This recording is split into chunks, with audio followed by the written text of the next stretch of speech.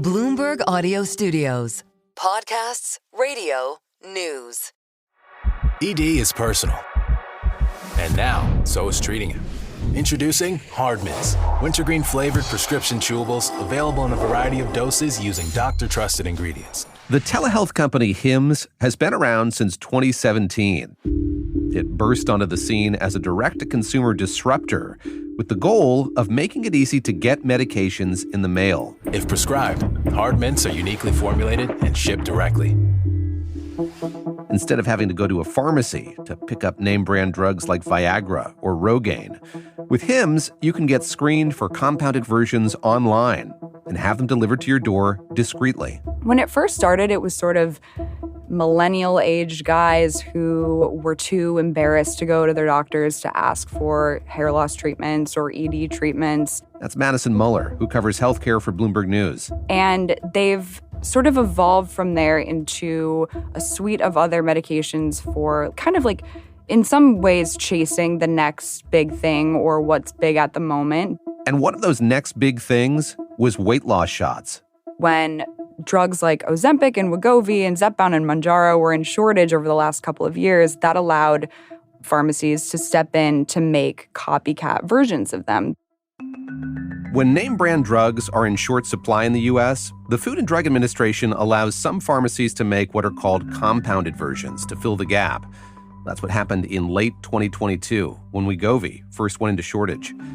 And in May of last year, Hims announced its copycat version of the shots. The company saw its stock spike by almost 40%. But less than a year later, in February of 2025, the FDA announced that shortage was over, which raises the question, what will happen if Hims' big bet on weight loss shots doesn't pan out? They were really going all in on weight loss drugs, and it seemed like it sort of caught them by surprise, the end of the shortage. I mean, they had just run this massive Super Bowl campaign earlier that month.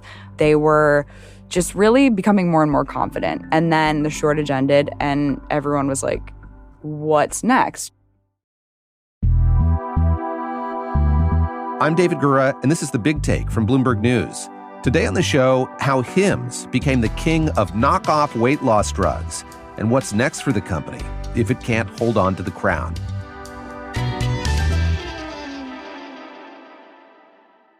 Bloomberg's Madison Muller started paying closer attention to Hims last spring when the company started selling its own copycat versions of sought-after weight loss shots. She interviewed the CEO of the company, Andrew Dudum, shortly after it entered the market for GLP-1 drugs. And so that was May 2024. I went and met the CEO at a hotel here in New York, and he talked about how the company had plans and big ambitions to get into this big GLP-1 market. And one thing Madison wanted to ask Andrew was what had taken him so long. Honestly, when I sat down with the CEO, I was like, why didn't you do this sooner? By the time that they got into this market in May 2024, there were lots of other telehealth companies that were already doing this. And like, for them, it made sense. It's like sell a popular drug at a discount. That's what they were known for.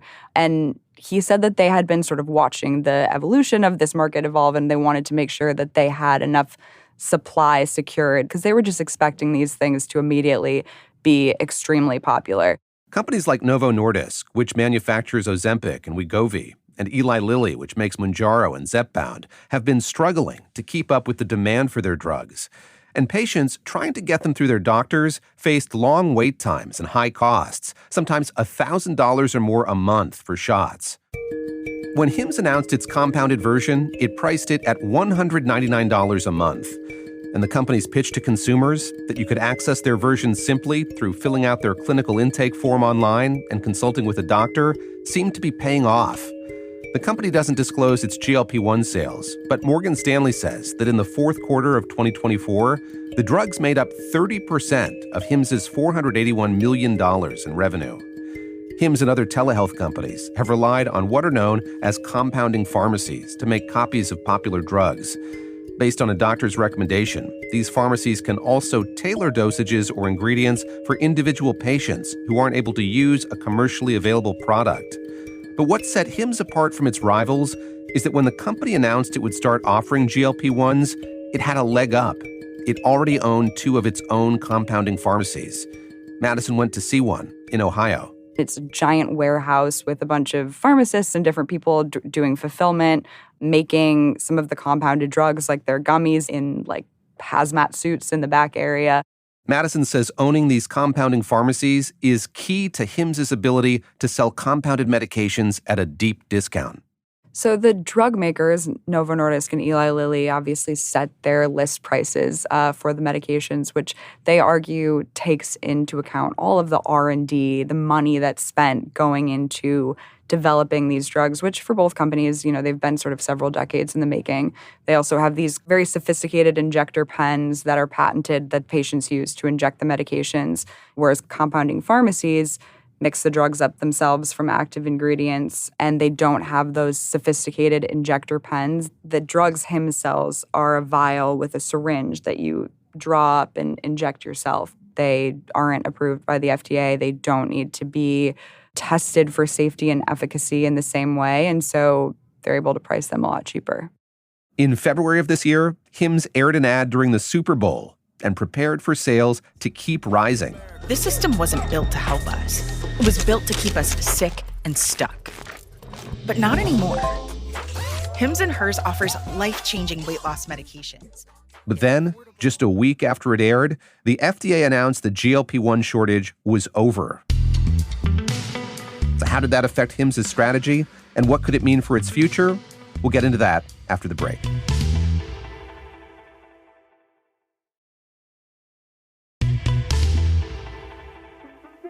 In February 2025, the FDA announced that the GLP-1 shortage was over.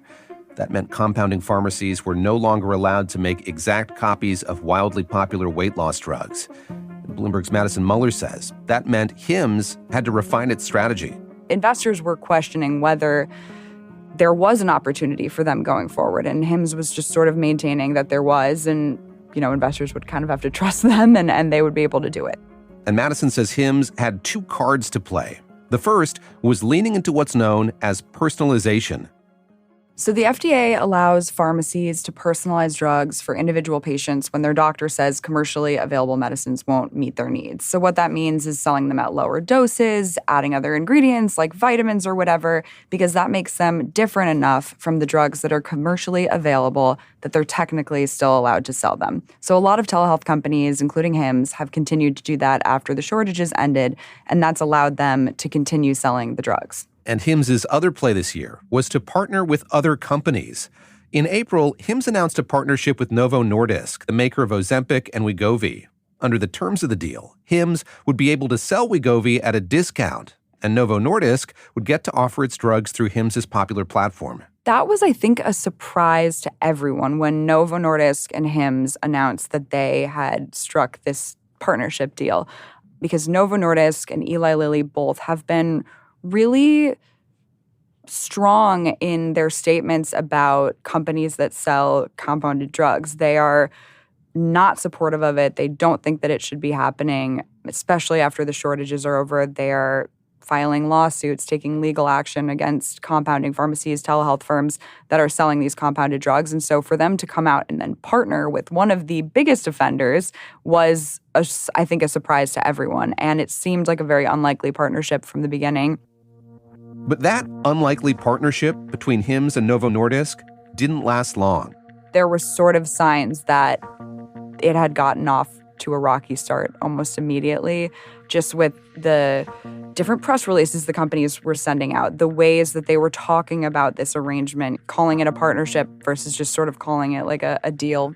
There were signs that things were not as they were made out to be. And then less than 2 months later, it all sort of spectacularly fell apart very abruptly. Novo Nordisk came out with an early morning press release saying that they were terminating the partnership. The Hims CEO was on vacation with his family in Maui, and it wasn't until hours later that they didn't even issue a press release. He just came out on Twitter and said something and then was doing media interviews about it. So the whole thing was very dramatic and ended very abruptly. So where does that leave Hims?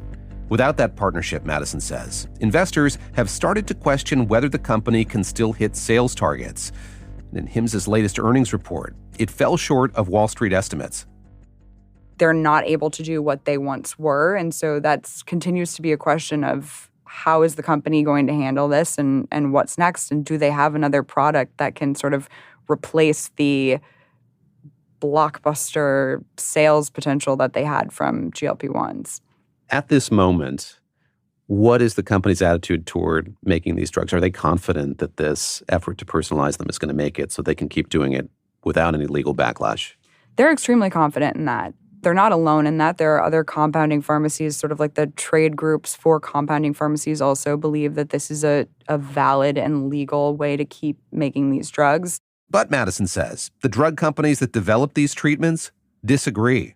Novo Nordisk and Eli Lilly do not think that. And that was part of the reason why Novo ended its partnership with Hims, was because they said, we sort of had this maybe not official agreement, but thought or belief that they would sort of wind down their compounding operations, and they didn't. They were continuing to market them, and Novo was not happy with that.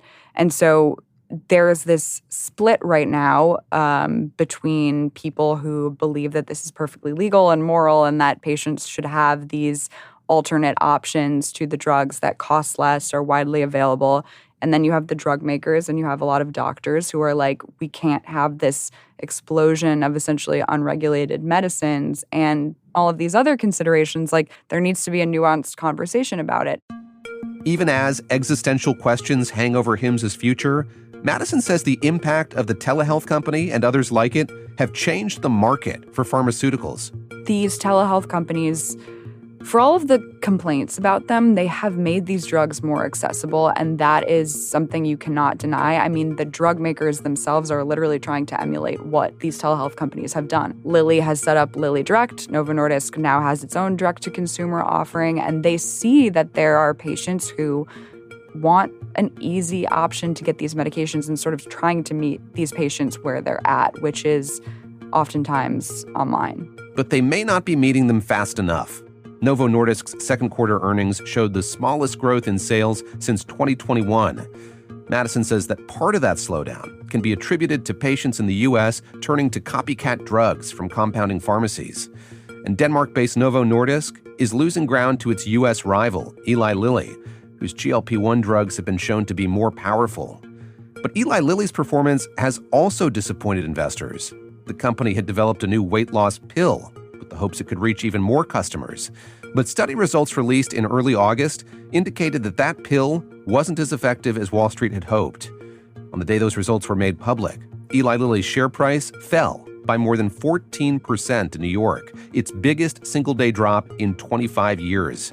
And Madison says whether Hims will remain a player in the market is a matter of intense and polarizing speculation.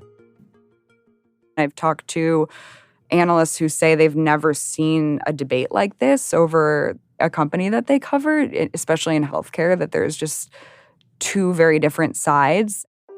There is a split over whether this is a disruptive, genius company or whether this company is just doing something that pushes the boundaries too far. And then you do have some people in the middle who are like, the weight loss debate is overshadowing everything else that this company is doing, and the fact that they have been very successful in ED and hair loss, and that they are a profitable telehealth company and the biggest telehealth company, and sort of like setting the stage for the rest of them. And then they've set this roadmap for the next few years, what they hope to achieve. They want to expand globally. They're hiring like crazy. They're taking people from Uber and all of these other Silicon Valley companies and sort of bringing them into Hims. So what's going to happen there? Will the company be able to grow in the way that it's wanting to and sort of laying out for people? It's going to be an interesting story to follow, I think, for the next couple of years, because they've so publicly made all of these declarations of what they hope to achieve, and we can sort of use those as benchmarks to see what happens.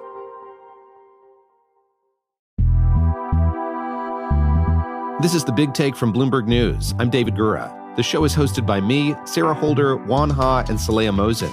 Aaron Edwards, David Fox, Eleanor Harrison-Dengate, Patty Hirsch, Rachel Lewis-Krisky, Naomi Ng, Julia Press, Tracy Samuelson, Naomi Shavin, Alex Segura, Julia Weaver, Yang Yang, and Taka Yasuzawa make the show.